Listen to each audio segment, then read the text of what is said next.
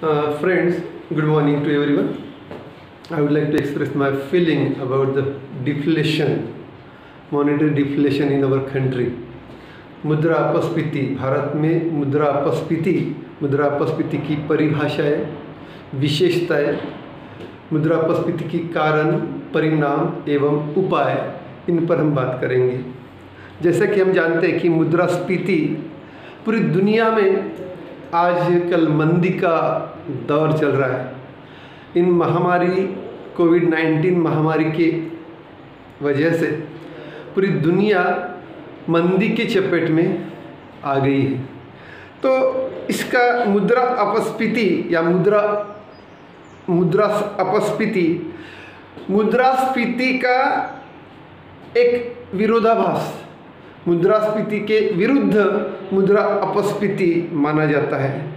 मुद्रास्फीति की भांति मुद्रा अपस्फीति भी अर्थव्यवस्था का एक प्रकार का रोग है। मुद्रा अपस्फीति यह मुद्रास्फीति के विपरीत है।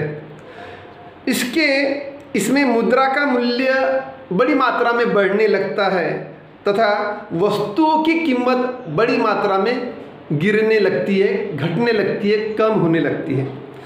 मुद्रा की एक क्रय शक्ति में वृद्धि होती है। मुद्रा के क्रय शक्ति में जब वृद्धि होती है तो अर्थव्यवस्था मंदी की ओर चली जाती है।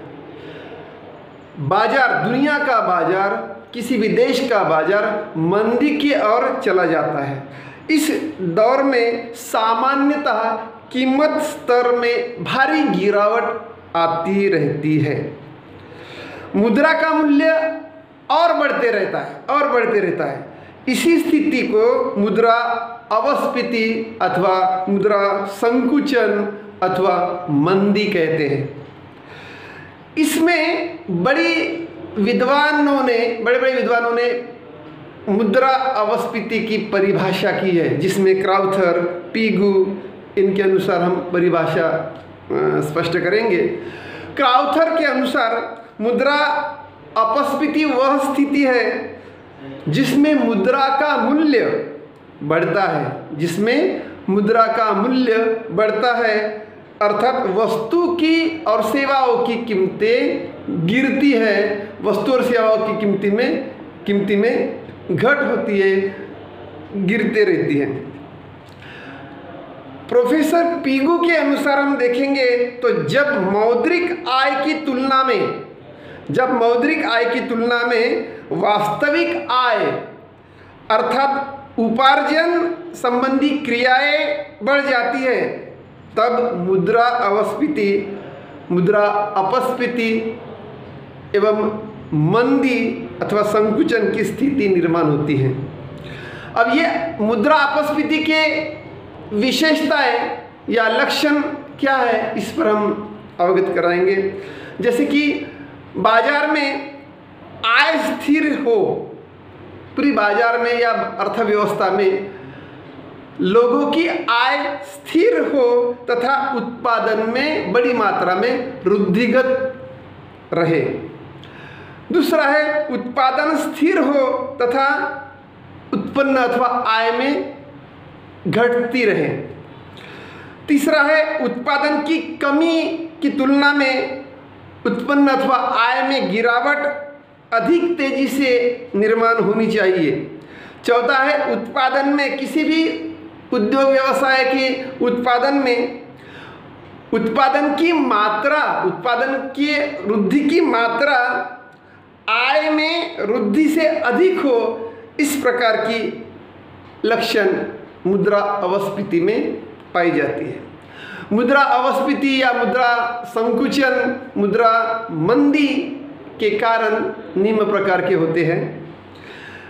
दुनिया की बाजार में अपस्फीति निर्माण होने के कारण भिन्न भिन्न माने जाते हैं, और भारतीय अर्थव्यवस्था में अगर देखेंगे तो मुद्रास्फीति के कारण इस प्रकार माने जाते हैं कि मुद्रा की मात्रा में कमी यानी अर्थव्यवस्था में पैसों की कमी निर्माण होना। यदि सरकार देश में मुद्रा के निर्गमन को घटा देती है अथवा उसकी वृद्धि पर रोक लगा देती है यानी मुद्रा निर्गमन को या नोटों की छपाई को रोक लगा देती है, तब मुद्रा अपस्फीति की स्थिति उत्पन्न होती है।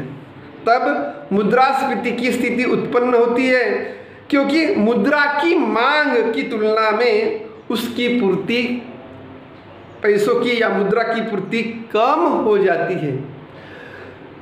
वस्तु और सेवाओं की मात्रा में अधिक होना, बाजार में उत्पादन वस्तुओं की और सेवाओं की मात्रा अधिक बढ़ना, यह भी मुद्रा अपस्फीति का एक कारण माना जाता है।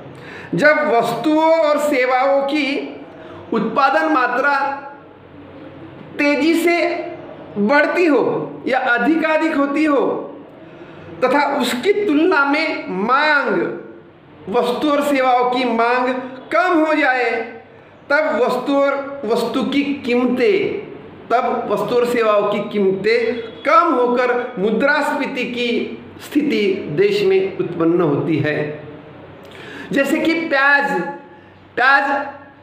की कीमत मुद्रास्फीति के दरमियान प्याज की कीमतें अगर 80 रुपये पर केजी प्याज बाजार से मिलता है, तो दिन ब दिन वो घटते 5 रुपये पर केजी प्याज अगर बाजार में मिलता है, इतनी गिरावट होती है। तो तेजी से आई हुई मंदी की गिरावट, वस्तु और सेवाओं की मात्रा में गिरावट या मंदी अथवा संकुचन की स्थिति या अपस्फीति की स्थिति उस वस्तु में मिलती है। साख निर्गमन में कमी, किसी भी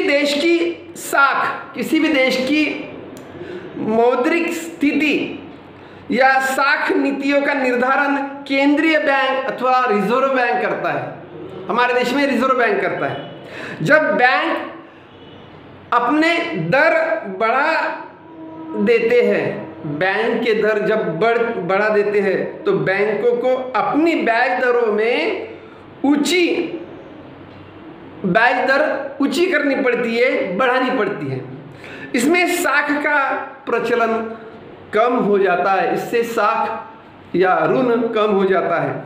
एक राजकोषीय नीति का एक कारण पाया जाता है। सरकार किसी भी राजकोषीय नीति के अंतर्गत जनता पर भारी कर लगाने का कार्य करती है। जनता से ऋण लिए जाने के कारण वस्तुओं की मांग में कमी आती है। हमारे देश में जीएसटी के तहत कई मात्रा में टैक्स की मात्रा दिन ब दिन बढ़ती रही, लेकिन जब से मुद्रा अपस्फीति का दौर भारत में दिखाई दिया, तो जीएसटी की मात्रा भी कम करने पड़ी। तो राजकोषीय नीति, टैक्सेशन पॉलिसी निर्माण करने के लिए, आर्थिक स्थिति, देश का व्यापार चक्र समझने के लिए राजकोषीय नीति का अध्ययन होना जरूरी होता है। चलन वेग में कमी, मुद्रास्फीति से मुद्रा का चलन वेग कम होता है। यदि देश में मुद्रा एवं साख का चलन प्रवेग कम हो जाता है, तो उससे मुद्रा की पूर्ति बड़ी मात्रा में कम हो जाती है और उस वस्तु की कीमतें, सेवाओं की कीमतें गिरते रहती है, जिससे मुद्रा अपस्फीति या मुद्रा संकुचन की स्थिति देश में निर्माण होती है, मंदी की स्थिति निर्माण होती है। मुद्रा अपस्फीति के प्रभाव, मुद्रास्फीति के अपस्फीति के या मंदी के प्रभाव, इस पर बात करें, deflation, effect of deflation in economy. तो किसी भी देश की अर्थव्यवस्था को समझने के लिए अर्थव्यवस्था के विभिन्न वर्गों पर प्रभाव निर्माण होता है। मुद्रा अपस्फीति का अनेक वर्गों पर प्रभाव होता है, जैसे कि आर्थिक प्रभाव, राजनैतिक प्रभाव, सामाजिक अथवा नैतिक प्रभाव। इस तरह से मुद्रा अपस्फीति के प्रभाव दिखाई देते हैं।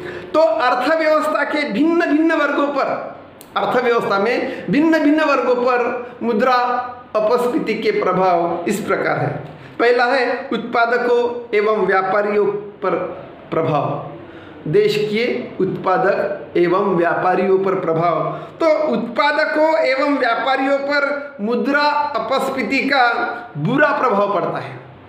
उत्पादन साधनों की तुलना में वस्तुओं की कीमतें तेजी से गिरती रहती है, जिससे उत्पादकों को हानि होने लगती है। मांग में अभाव होने के कारण, वस्तु सेवाओं के मांग में अभाव होने के कारण उस वस्तु सेवाओं का विक्रय कम होकर स्टॉक जमा होने लगता है। वस्तु और सेवाओं का स्टॉक जमा होने लगता है और उत्पादन प्रक्रिया धीमी धीमी होकर एक तरह से बंद होने लगती है और बंद होने की नौबत, जिसे लॉकडाउन कहते हैं, लॉकडाउन होने की नौबत देश में आती है। व्यापारियों को बड़ी मात्रा में नुकसान उठाना पड़ता है। हमारे देश के पूरी औद्योगिक व्यवस्था पर ज़्यादा चोट पहुंची है। कोविड-19 के तहत अगर देखेंगे तो हमारे देश में पूरी दुनिया का बाजार, व्यापारियों को बड़ी मात्रा में नुकसान उठाना पड़ रहा है, क्योंकि बाजार मंद होता है, धीमे होता है और वस्तु सेवाओं की बिक्री योग्य माल का स्टॉक पड़े रहता है और व्यापार बंद होने के कगार पर एक स्थिति निर्माण होती है। उस हम स्टैग्नेशन कहते हैं, वो डिफ्लेशन कहते हैं, मॉनेटरी डिफ्लेशन बड़ी मात्रा में निर्माण होता है। निवेशकों पर भी प्रभाव होता है। मुद्रा अपस्फीति का निवेशकों पर काफ़ी मात्रा में प्रभाव होता है। निश्चित आय प्राप्त करने वाले व्यक्तियों पर या निश्चित आय प्राप्ति से किए गए निवेश को लाभ होता है, बड़ी मात्रा में लाभ होता है, लेकिन ऋण पत्रधारियों को नियमित आय होते रहती है। ऋण पत्रधारियों को नियमित तरीके से आय प्राप्त होती रहती है। दूसरी तरफ मुद्रा की क्रय शक्ति बड़ी मात्रा में बढ़ते जाती है, जिससे उनके निवेश का मूल्य, निवेशकों के निवेश का मूल्य अधिक मात्रा में बढ़ते जाता है। अनिश्चित आय प्राप्त करने वाले निवेशकों को बड़ी मात्रा में हानि होती है।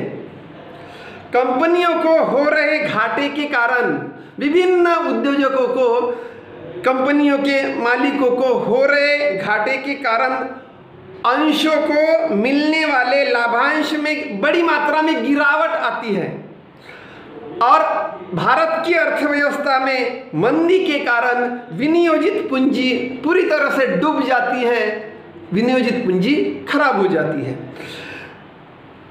तीसरा कारण है श्रमिकों एवं वेतनभोगी वर्गों पर पड़ने वाला प्रभाव। मुद्रा अपस्फीति का प्रभाव वेतन भोगी एवं श्रमिकों पर किस तरह से प्रभाव पड़ता है, इसका हम कारण देखेंगे।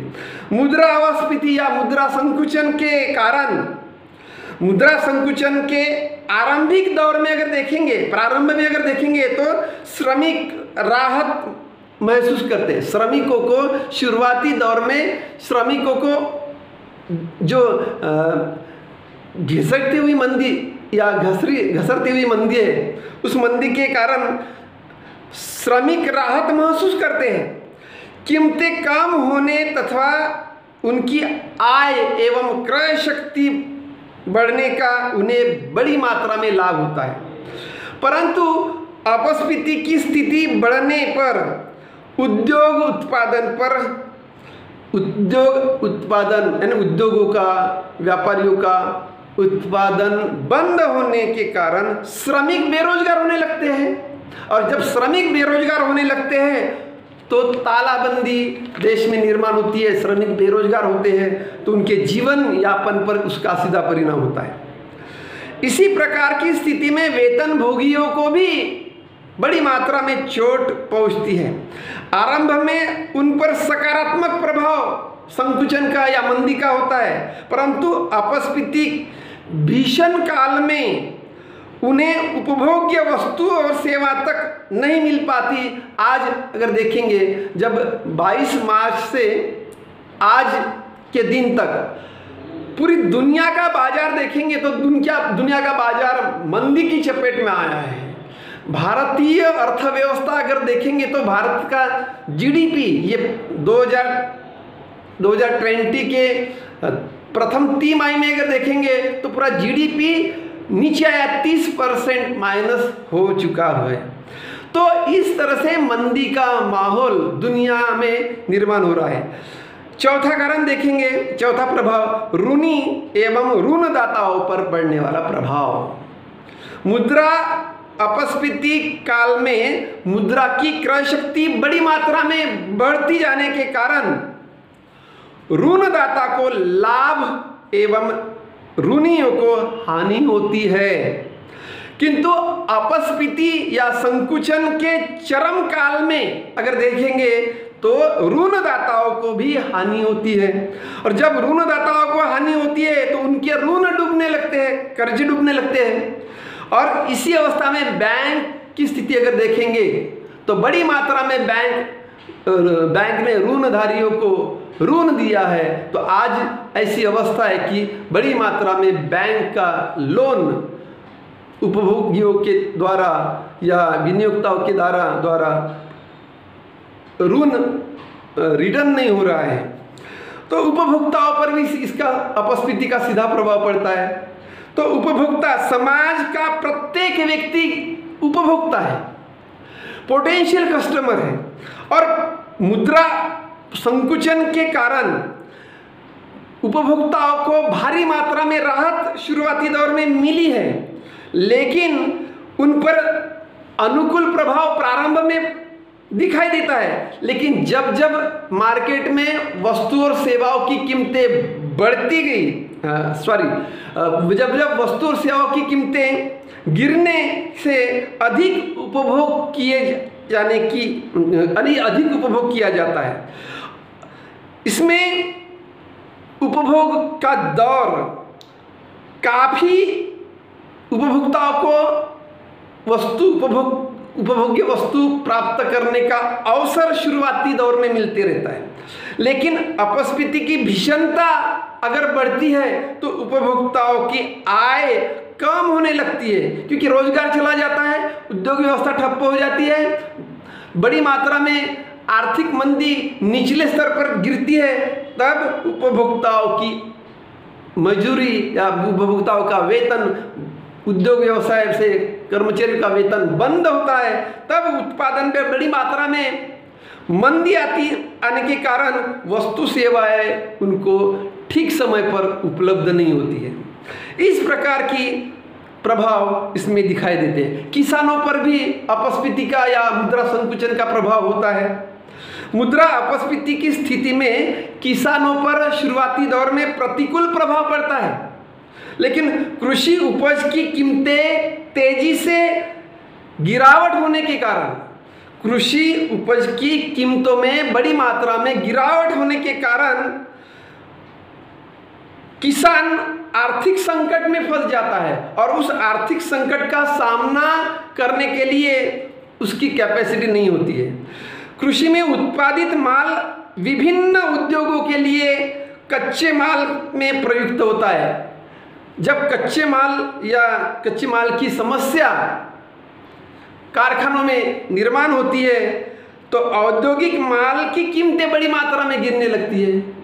जब कच्चा माल ही निश्चित वस्तु या पक्की वस्तु बनाने के लिए समय पर अगर नहीं प्राप्त होता है तो उद्योग व्यवस्था या कारखाना वही बंद होने की कगार पर होता है।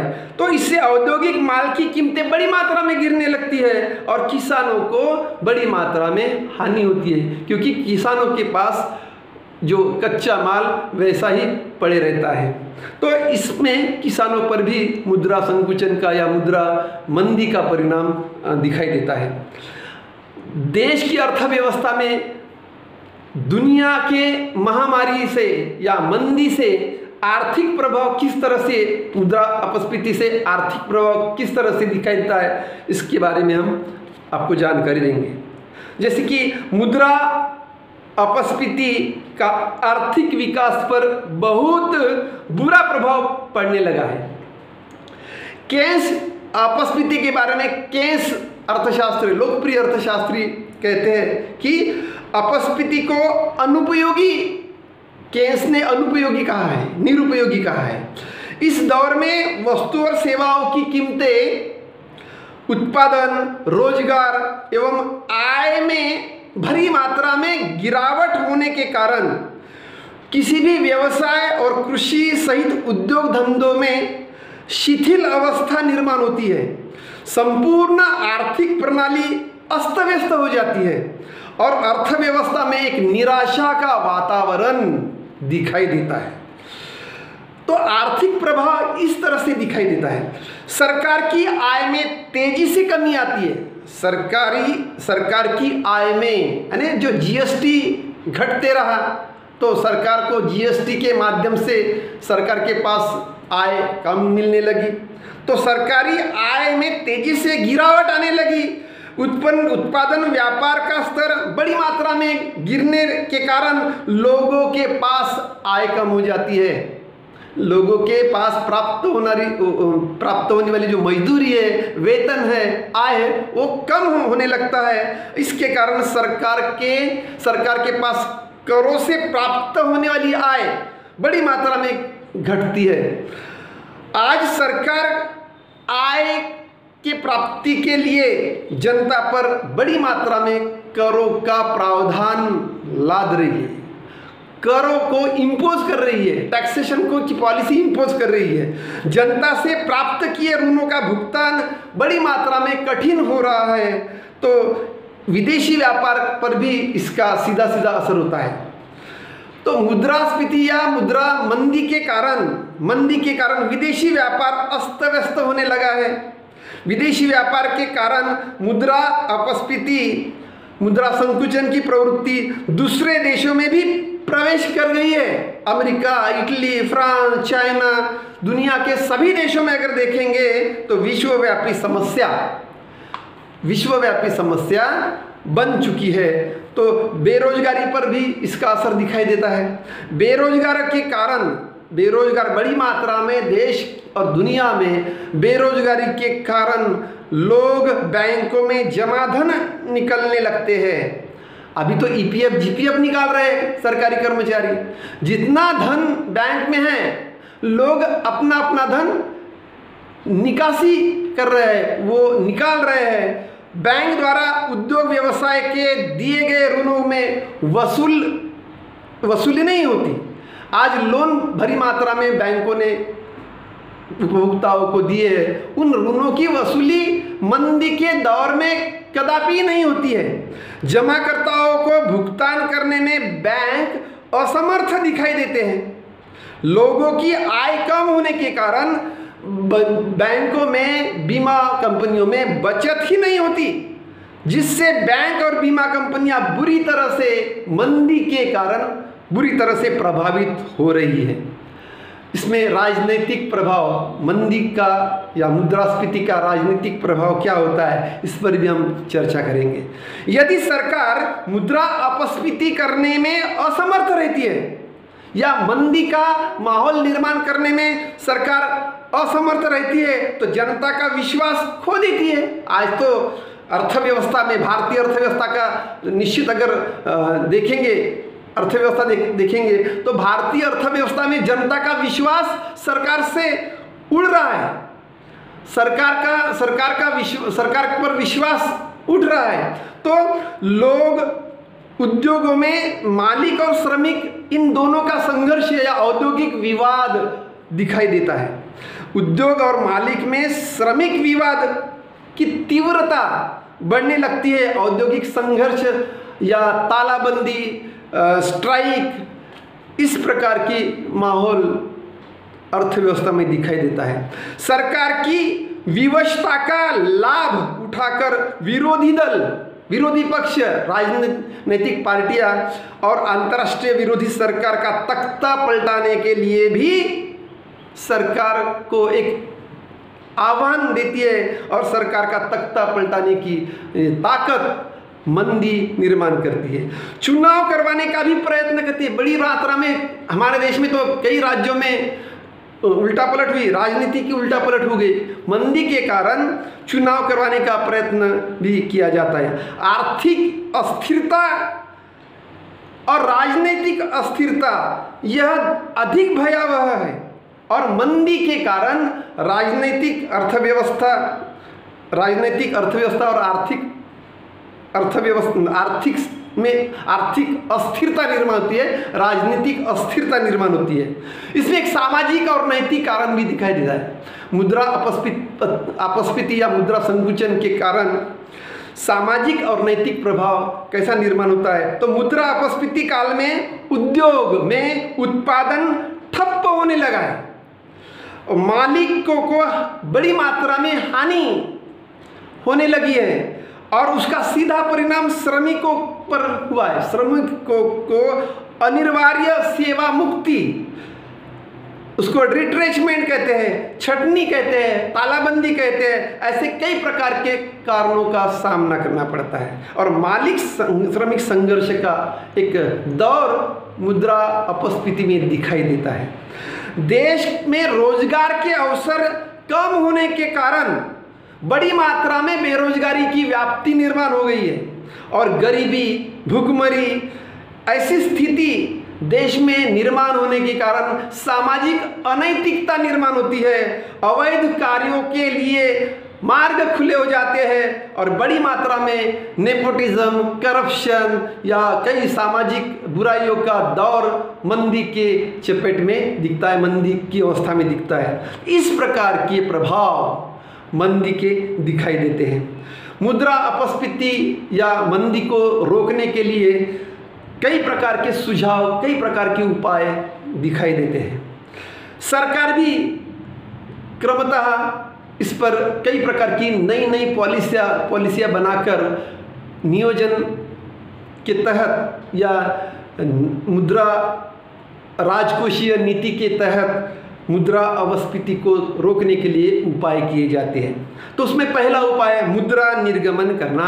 जैसे भारत सरकार ने 2014 में मुद्रा नोटबंदी के बाद मुद्रा निर्गमन भी हुआ है, यानी 500 की नोट, 2000 की नोट, 1000 की नोट बाजार में आई है।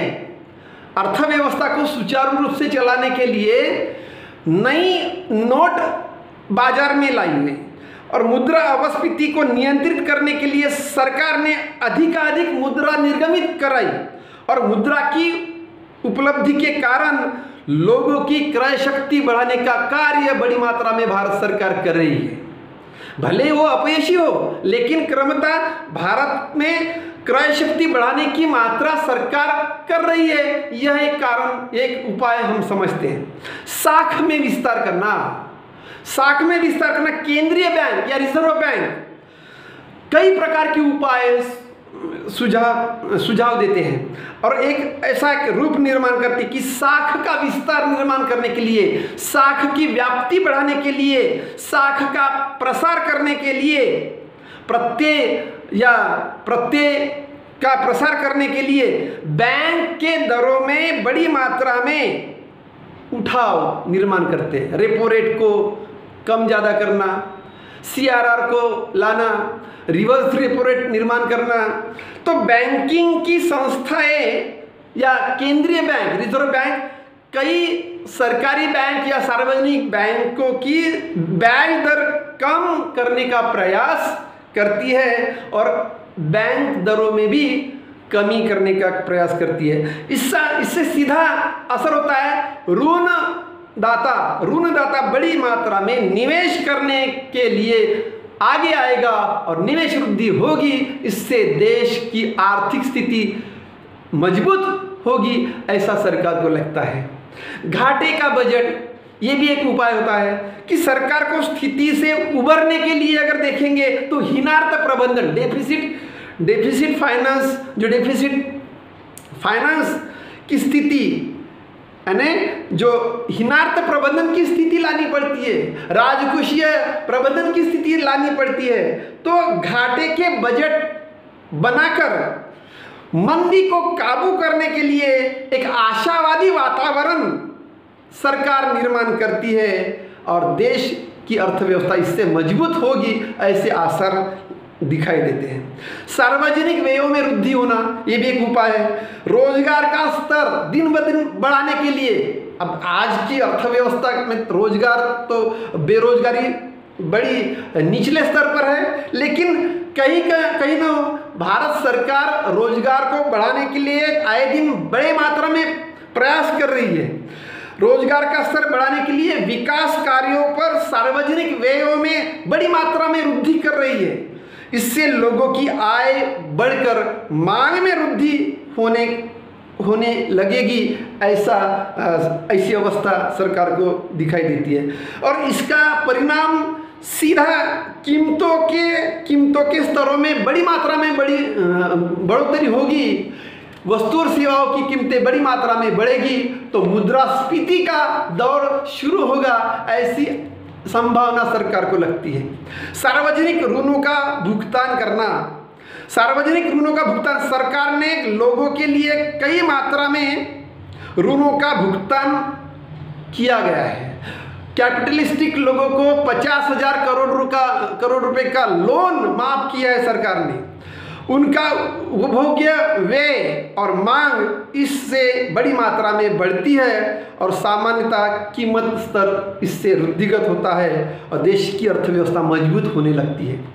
करों में छूट देना, विभिन्न करों में छूट देना, सरकार द्वारा लोगों के करों में छूट देने की मांग में ज़्यादा से ज़्यादा वृद्धि होकर कीमतें बढ़ने लगती है। एक मुद्रास्फीति सामान्यता दिखाई देती है। उद्योगों को भी सुविधा एवं सहायता करना, बड़ी मात्रा में सरकार, किसी भी देश की सरकार हो, सरकार ने देश में उद्योग और व्यवसायिकों को अधिक सुविधा अगर देना शुरू किया और उसमें स्वतंत्रता दी या उसको लिबर्टी दी या आर्थिक सहायता देने के लिए कई मात्रा में संधियां अगर निर्माण की तो उत्पादन रोजगार में बड़ी मात्रा में वृद्धि होती, रोजगार में वृद्धि होती, उत्पादन में वृद्धि होती और कीमतों में भी वृद्धि होती, यानी इससे मुद्रास्फीति इन्फ्लेशन का दौर आगे शुरू होगा, ऐसी संभावना है सरकार को लगती है।